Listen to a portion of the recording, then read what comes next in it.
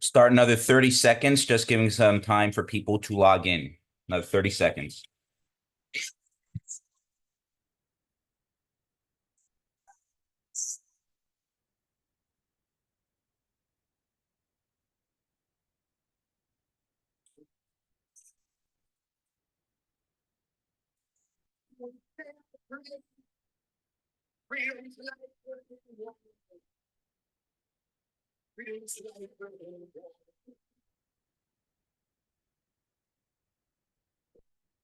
Okay, good morning and welcome to the ParkBridge Wealth Management Fall Webinar Series. This program is entitled Last Minute 2024 Wealth Planning Ideas, ensuring your clients make the right moves before year end. As always, my name is Jonathan Shenkman, and I'm the President and Chief Investment Officer of ParkBridge Wealth Management.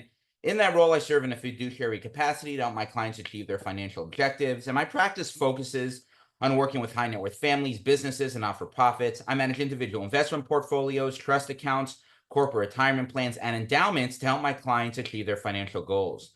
In addition to the 20 or so events I run every year, I also do a fair amount of writing on the topics of investing and financial planning. And you can read my work in a variety of periodicals, including Barron's, Forbes, The Wall Street Journal, and Trust and Estates Magazine, to name just a few. You can see all my work on my website at parkbridgewealth.com/articles, or by following me on social media at Jonathan on Money. Additionally, you can check out my weekly podcast, which is also called Jonathan on Money, wherever you get your podcast. Okay, so this is the third year-end wealth planning webinar for me. I guess this has become somewhat of a tradition.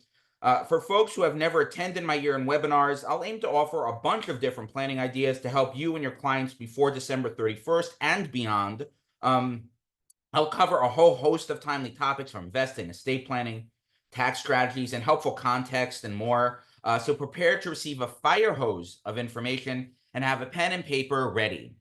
Okay, here we go. So first, let's start with some investment do's and don'ts, in particular, some year-end investment do's and don'ts. So first is, do consider rebalancing your portfolio. Many parts of the market went up in 2024. However, there may be individual investments within your portfolio that went down or didn't go up as much as other areas. This may include REITs, international stocks, and investment-grade bonds, all of which have underperformed the S&P 500. Given these market dynamics, many investors' portfolios are probably out of whack, and it may make sense to rebalance your portfolio to ensure allocation is brought back to the appropriate risk tolerance. And the next point is, don't chase past performance. Today and every day is a good reminder to stay away from the current hot strategy du jour. Every year, there's always some investment or portfolio manager that did phenomenally well. Unfortunately, it's impossible to know beforehand which manager, strategy, or index that will be. This won't stop aggressive salesmen from capitalizing on a recent success, touting great returns, and encouraging investors to invest in yesterday's winners. As I always try to emphasize to my clients, the market moves in cycles.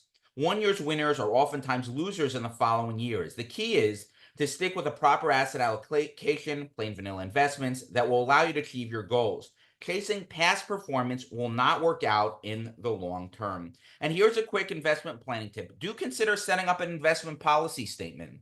One way to stick to a disciplined plan is developing an IPS to help define investors' goals, risk tolerance, and other considerations to ensure they are on track to achieve their objectives. Most importantly, it will help investors ignore the noise and slick salespeople trying to sell them something imprudent. Next idea is regarding required minimum distributions, or RMDs. RMDs apply to folks who are 73 or older. If you are subject to RMDs and if you don't take them out before the end of the year, there will be a penalty. If you don't need your RMDs to pay your living expenses, explore other options like giving to charity. And a good planning tip is to utilize qualified charitable distributions, which allows you to give up to $105,000 from your IRA directly to charity without needing to pay tax on these monies, and they count towards your RMD. Which brings me to my next idea, which is charitable giving. When it comes to giving charity, there are a myriad of creative options this year. First is to consider the deduction for cash contributions. Under the Tax Cuts and Jobs Act, the deduction for cash contributions directly to charity increased from 50% of AGI to 60%, including for gifts to a donor-advised fund. If this act sunsets, this limit will revert back to 50%, so donors should consider maximizing their cash gifts today. Another idea is to donate appreciated stocks, and this is especially relevant in 2024 when stocks skyrocketed. It may also apply if you have concentrated stock position with a large unrealized capital gains. This may be through accumulating shares from working at a company for many years, the appreciation over decades of a long held position, or investors having large gains in big tech stocks that keep rising and want to trim their position. For all of these scenarios, they can consider donating these highly appreciated securities directly to charity, which helps avoid paying capital gains tax. It also allows you to minimize a large position, which helps de-risk your portfolio. And here's a charitable giving planning tip, which is to utilize donor advised fund, or a DAF. A DAF is an account where you could deposit assets for donation to charity over time. The donor gets an immediate tax deduction when making the contribution to a DAF and can still control how the funds are invested and distributed to charity. A DAF can be extremely useful if you hold a security with no cost basis, a highly appreciated stock, or a concentrated position. In all of these scenarios, the tax liability can be circumvented by moving that position to a DAF.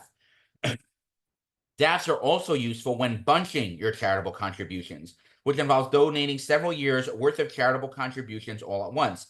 Charitable contributions are only tax deductible to those who itemize their deductions. And this year, the standard deduction is $14,600 for single filers and those married filing separately. It's $29,200 for those married filing jointly and $21,900 for heads of household. To help your itemized deductions exceed the standard deduction amount, one can bunch multiple years' worth of charitable donations. This allows the donor to exceed the standard deduction and take the itemized deduction, yet still distribute the funds over the current and subsequent years. Roth IRA conversions. This is the process of transferring retirement funds from a traditional IRA, SEP, or 401k into a Roth account. Since traditional IRA is tax deferred while a Roth is tax exempt, the deferred income taxes due will need to be paid on the converted funds at the time of the conversion, and there's no early withdrawal penalty. The key is to evaluate your personal tax situation. This strategy may be beneficial if a saver believes that the postponed tax liability in the traditional account will be more onerous as retirement approaches. For example, if they think tax rates will go up if they move to a higher tax state, or if they will be earning a higher income in the future, this may also be an interesting opportunity for folks who are laid off this year and have to lower their income, have a lower income than usual. Be mindful that if paying the tax bill now is too burdensome, then this may not be a good option for you. And another planning tip is to sit down with your tax advisors to determine how much income can be realized within your current tax bracket before creeping into the next tax bracket to assess how much of traditional retirement funds to convert to a Roth. The next idea is beneficiary updates. Retirement accounts and insurance policies have beneficiary designations that pass outside of one's will. Therefore, even if you did estate planning, it's important to review your various beneficiary designations to ensure that your money is passing according to your wishes.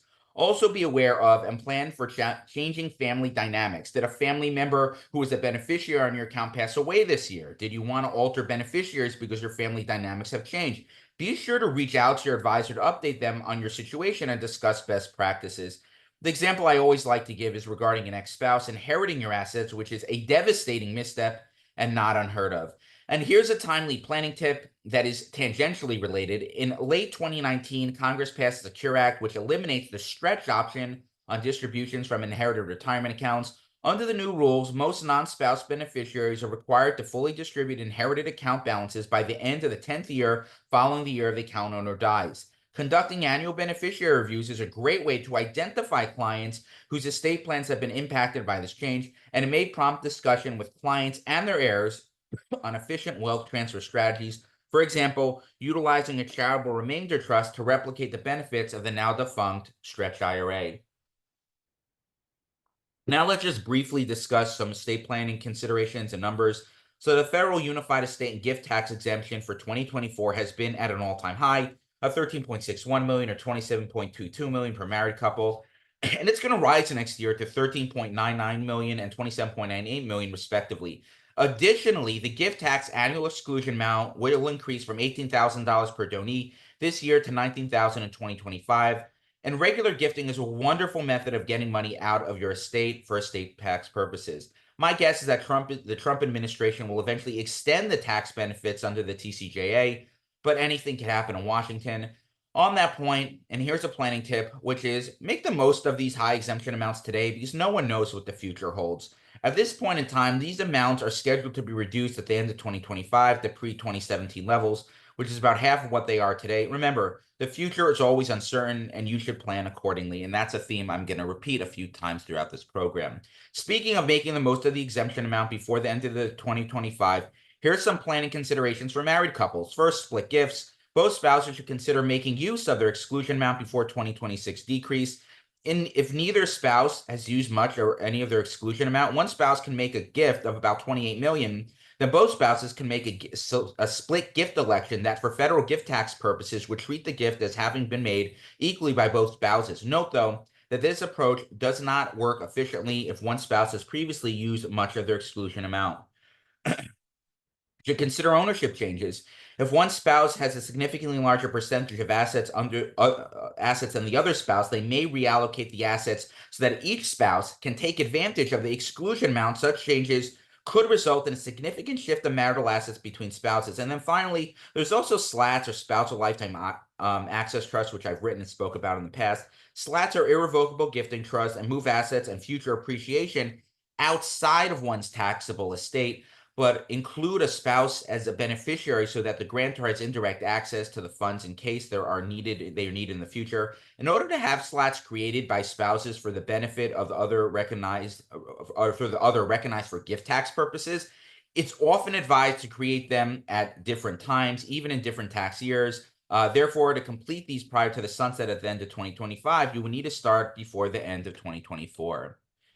Next, and this is the question of the hour, is where to keep your cash as the yields drop well below the 5% that investors enjoyed throughout most of 2024. Let me run through a quick framework to help determine where to best allocate your cash. First, what is the purpose of the cash? Maintaining a sufficient level of cash helps families pay their routine bills and provide a cushion in case of an emergency. This is typically 3 to 6 months worth of expense money. It's also important to have enough cash for any short-term large financial outlays. Anything more than that may be financially imprudent. Next, let's discuss the fallacy of risking principal. And this phrase drives me absolutely crazy. Oftentimes, friends will tell me that they like to keep their funds in cash equivalents so they don't risk losing principal.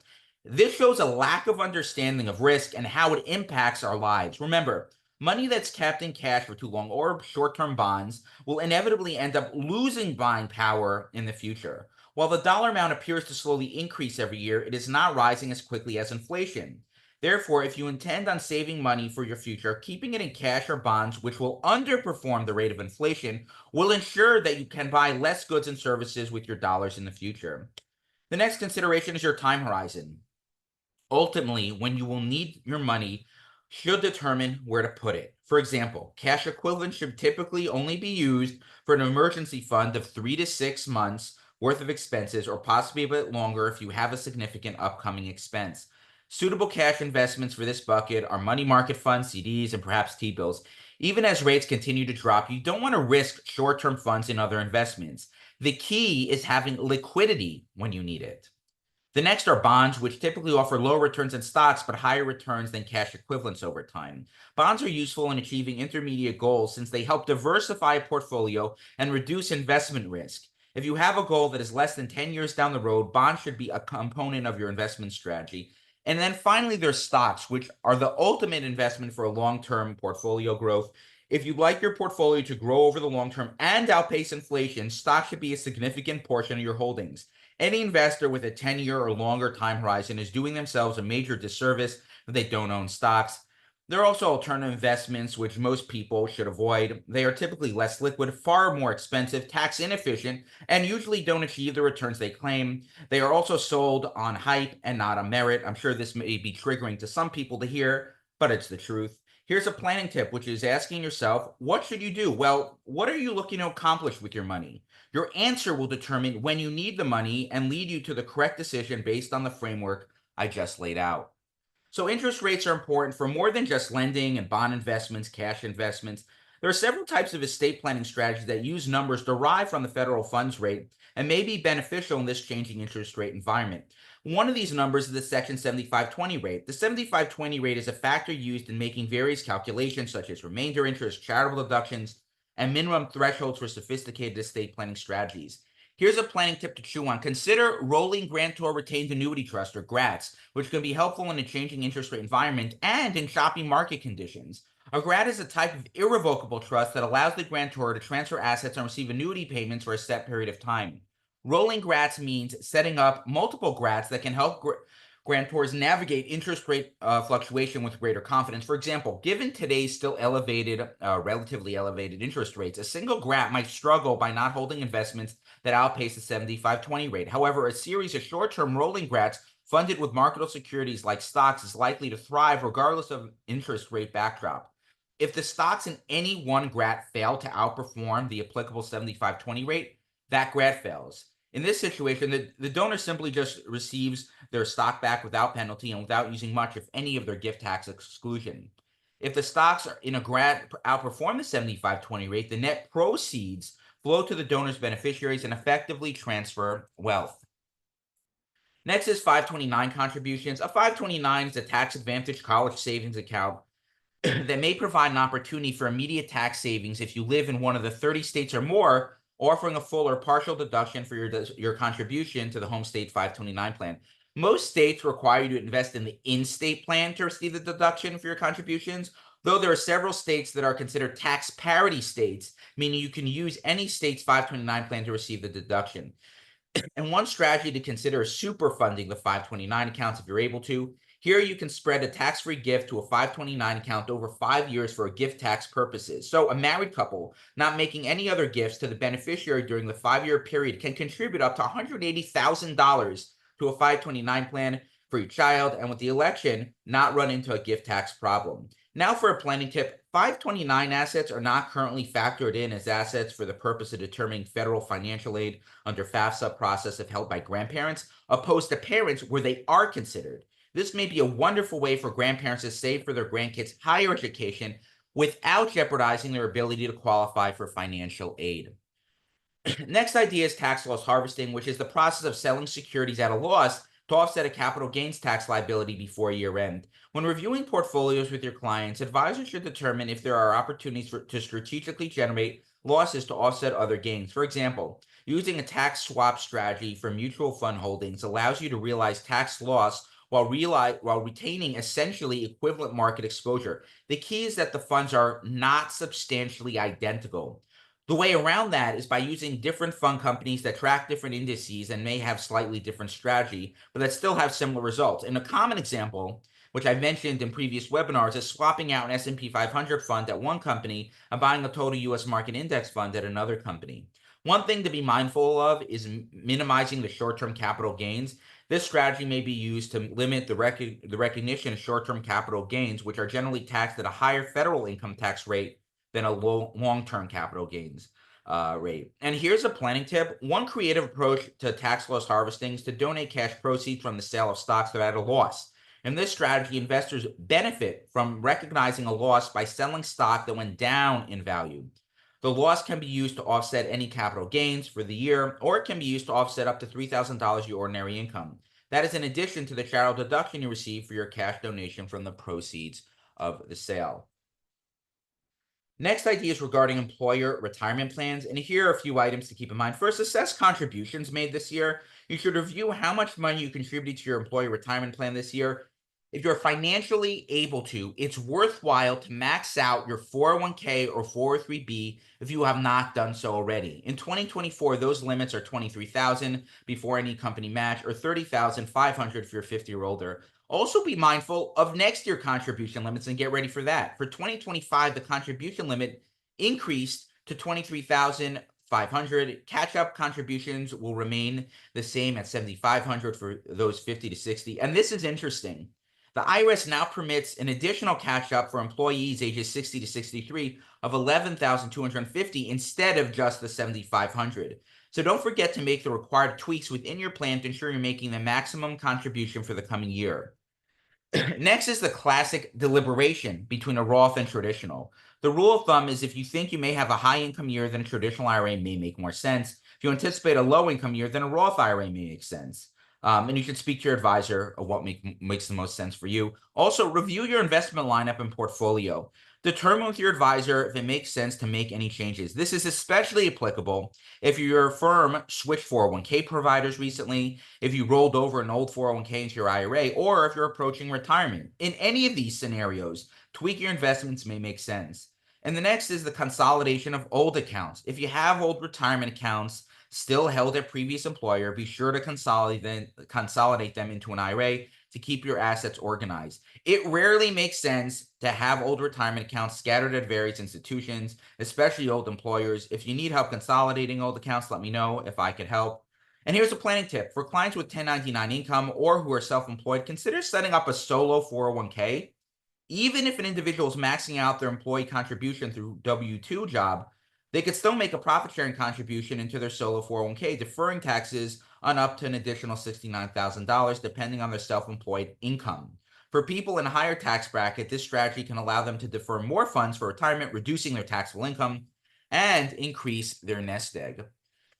Next, consider maxing out your health savings account or HSA, which allows you to save and pay for qualified medical expenses with tax-free dollars. In order to contribute to an HSA, you have to be enrolled in an HSA-eligible health plan. You can only contribute to a certain amount to your HSA each year, but all contributions roll over from year to year. In 2024, you can contribute up to $4,150 for yourself, or $8,300 if you have coverage for your family. In 2025, you'll be able to contribute up to $4,300 for yourself, or $8,550 if you have coverage for your family. And at age 55, individuals can contribute an additional $1,000. Next, if your clients have an employer-sponsored benefit, they may have access to a flexible spending account, or FSA. FSA allows you to contribute pre-tax money up to a certain amount to an account that can be used to pay for eligible out-of-pocket healthcare expenses or eligible dependent care services such as childcare.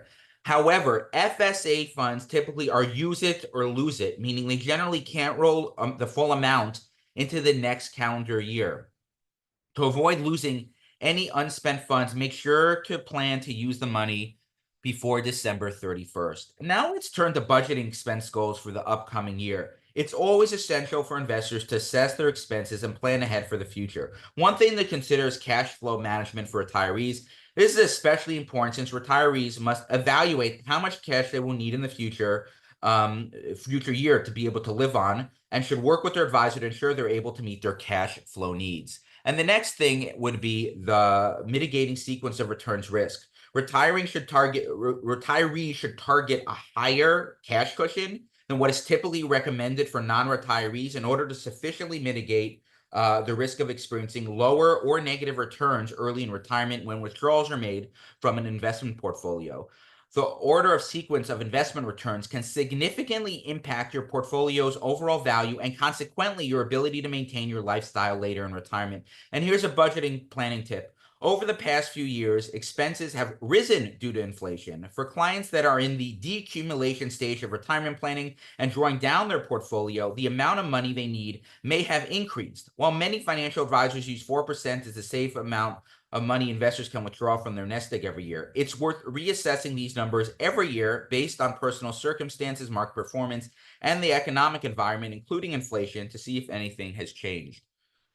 Now, a planning idea for business owners. It's worth discussing with business owner clients about how to transform net operating losses, or NOLs, into tax-free income with a Roth IRA conversion. Business owners who will record a net operating loss this year may be able to use it to their advantage. Unlike net capital losses, where taxpayers are limited to using $3,000 annually to offset ordinary income, taxpayers can generally apply NOLs against 80% of taxable income. Clients carrying forward large NOLs can use those losses to offset the additional income from a Roth IRA conversion. The rules on calculating and utilizing NOLs are complicated, so it's critical to consult a tax professional. It's worth noting that more information on NOLs can be found within IRS publication 536. And here's a planning tip for business owners, which is regarding qualified business income deductions. The Tax Cuts and Jobs Act created a new tax deduction for business owners known as the Qualified Business Income, or QBI, deduction. It permits certain pass-through entities like sole proprietors, partnerships, and S corporation owners to deduct up to 20% of their income, their business income, I should say, subject to certain income thresholds and other limits. This deduction is also slated to sunset at the end of 2025. As a result, accelerating the income to obtain the 20% deduction may provide a significant tax benefit for business owners who qualify for this exemption. Now let's discuss income tax planning. The first important item to consider is utilizing tax projections to help lower your tax bill in the future. This is something that your CPA can help you with. These projections show what your tax future might look like based on a set of assumptions. They are most impactful for people who have control over the timing of their income, like a business owner. In general, year-end income tax planning often involves trying to accelerate deductions and defer income while being sure to take advantage of lower marginal tax rates and avoid income bunching in future years. A good starting point is using your income and deduction information from your last tax return and adjusting for anything you know about the current year, such as changes in income tax rates, potential deductions, and so on. Then calculate what your taxes would be based on those conditions. The more you know about your current year's finances, the more accurate the projections will be. And that's why it's important to wait until later in the year to run these projections. And now some planning tips, which is a cheat sheet of opportunities to keep in mind. First, opportunities in a higher than usual income year, and some of these I mentioned. Maximize contributions to tax advantage accounts, accelerate income tax deductions, and tax loss harvesting. And the opportunities in lower income years include converting pre-tax assets to a Roth IRA, and proactively taking distributions from your IRA account if you're of age. The next idea is alternative minimum tax or AMT considerations with incentive stock options.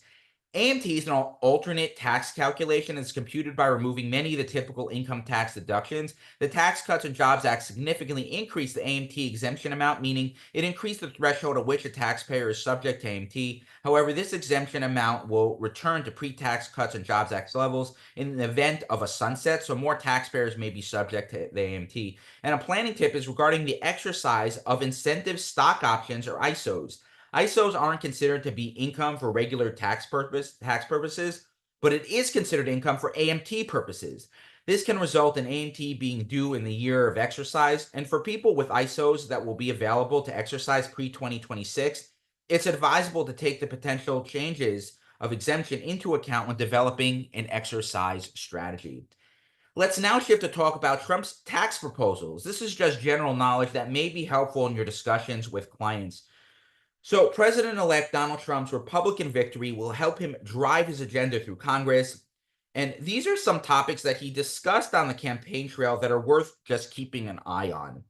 Income taxes. Trump has expressed support for extending the income tax provisions on short-term basis as Congress debates a larger tax reform package.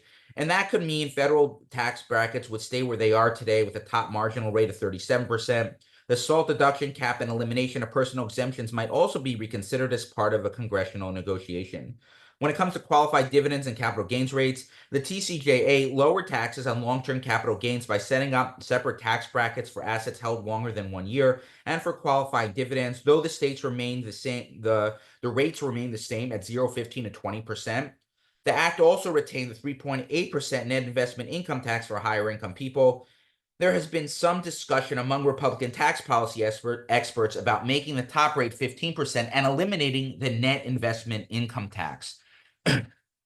Child tax credit. Vice President-elect J.D. Vance has expressed support increasing the credit to $5,000 per child. We'll see what happens with that. The caregiver credit. In a speech in Madison Square Garden in October, Trump proposed a new tax credit for family caregivers taking care of parents or loved ones. Estate taxes. Trump has expressed support for extending this, something I mentioned a few times already, extending the 2017 TCJA changes in the state tax exemption, which doubled to their existing levels of 13.61 million for single people, 27.22 for couples compared to 2016. And as I mentioned, without an extension, the state tax would return to its pre-2017 levels, which is approximately half of what it is today. Social Security benefits. Trump has proposed eliminating all taxes on Social Security benefits. Currently up to 85% of benefits are taxed for single filers with incomes above $34,000 or married filing jointly couple combined with income combined of $44,000. When it comes to corporate tax rates, Trump has expressed support for lowering corporate taxes to 15% from the 21% rate.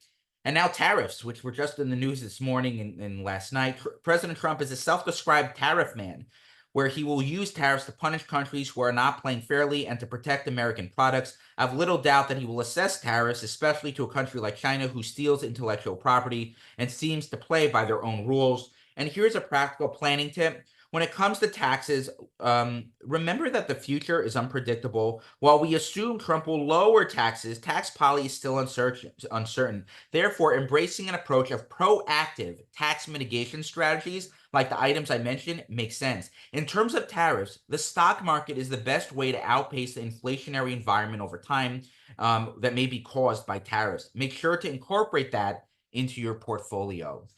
Finally, I thought I would conclude with some general thoughts on the election outcome and what investors would need to think about going forward. And here are 8 points to consider. The first is your emotions. Making drastic decisions based on who's in the White House is always the wrong approach. I remember that before the 2008 election, I had a friend tell me that if Obama won, he would liquidate his entire portfolio and flee the country. During the 2016 election, I had a colleague tell me they would move their client's portfolio to cash if Trump won. Both decisions turned out to be incorrect as the markets hit all-time highs during each of their presidencies. The same is true today with the markets also hitting all-time highs under a Biden presidency. Two, don't try to time the market. No one knows how the markets will perform in the short term, and in many cases, timing the market for exit and then re-entry simply results in selling low and buying high. Historically, the best and worst trading days have tended to be close together. Investors who try to correctly time both a market exit and a return run the risk of missing out on strong performance and impairing their long-term investment success. The third is don't bet on certain sectors. Given the rhetoric of each party, investors would assume that certain industries should perform better based on who's in office. Unfortunately, this doesn't always play out in the real world. For instance, under Republican administration, the drill baby drill mantra lead many believed that the traditional energy companies would thrive while clean energy stocks would plummet. Interestingly, the exact opposite occurred when Trump was in office. On the flip side, under the Biden administration, oil and gas stocks boomed while clean energy companies fell. One's investment thesis does not always work out as neatly, no matter how logical it seems. Four is consider portfolio guardrails. Not everyone has monk-like self-control, allowing them to stay totally unemotional during presidential election years. Instead of trying to suppress the desire to act, you can open up a small cowboy account. This account should be limited to 5% or less of your investable assets and can be used to go wild on any gamble you wish. This will allow investors to satisfy their urge to speculate based on politics while keeping their serious money insulated from imprudent decisions. Five is to keep the historical context in mind. Making investment decisions with a broader context is best practice. Therefore, understanding history is imperative when it comes to structuring a sensible portfolio. Since the end of World War II, the S&P 500 has returned up over 11% per year when including dividends. If you want a more risk-averse point of view, this may hit home. A portfolio of 60% equities with 40% fixed income has produced an annual compound return of 8.1% since 1860 with a Republican president and 7.8% annual compound return with a Democratic president. I always try to emphasize to clients that if they stick with their strategy over the long term and remain overweight in stocks, they will likely be happy with the results regardless of who's in the White House. Six is do review planning opportunities. The previous 30 minutes of this webinar discuss various financial, estate, and tax planning opportunities to consider. I won't repeat them now, obviously, but these opportunities will likely be far more impactful to your wealth than speculating on the market. Seven, do focus on what you can control, which is a good lesson for markets and in life. Investors are well served by focusing on the things that they can control, like maintaining a high savings rate, keeping a diversified mix of investments, being tax conscious, staying disciplined, and maintaining long-term perspective. These principles are timeless and especially useful in times such as these. And finally, number 8, do ignore the noise. Most of the news and content disseminated during an election year is Nourishkeit, as we say in Yiddish, or total nonsense. It's just a way for various news networks and influencers to get more engagement. During these emotionally challenging times, your investment North Star should be this mantra: politics and your portfolio don't mix. And with that, this concludes today's program. Should you have any follow-up questions, you could reach me at jonathan@parkbridgewealth.com. Email is generally the best way to get a hold of me. 3 more quick items before I let you go. First, my fall webinar series continues on Thursday, December 12th, featuring Boaz Feinberg, partner at Arnon Tadmor Livri. Boaz will be speaking on the topic of international taxation law in Israel. Are your clients prepared for the new and evolving rules? And I'll send out an invitation to this and all my upcoming webinars after the program. In the meantime, if you have a client or colleague who would like to be notified of my upcoming webinars, they can email me with the word webinar in the subject line, and I will add them to my webinar distribution list. Second, you can follow all my work on X and Instagram at Jonathan on Money. You could also listen to my weekly podcast called Jonathan on Money, which is available wherever you get your podcast. And you can watch my practical planning videos, which I post several times a week, by following me on YouTube at Jonathan on Money as well. And third, please take 30 seconds to fill out my survey at the end of this program. It helps me improve my webinars and provide timely and interesting content to attendees, and I thank you in advance for that. And with that, this concludes today's session. Please stay safe and healthy, and have a wonderful day, everybody.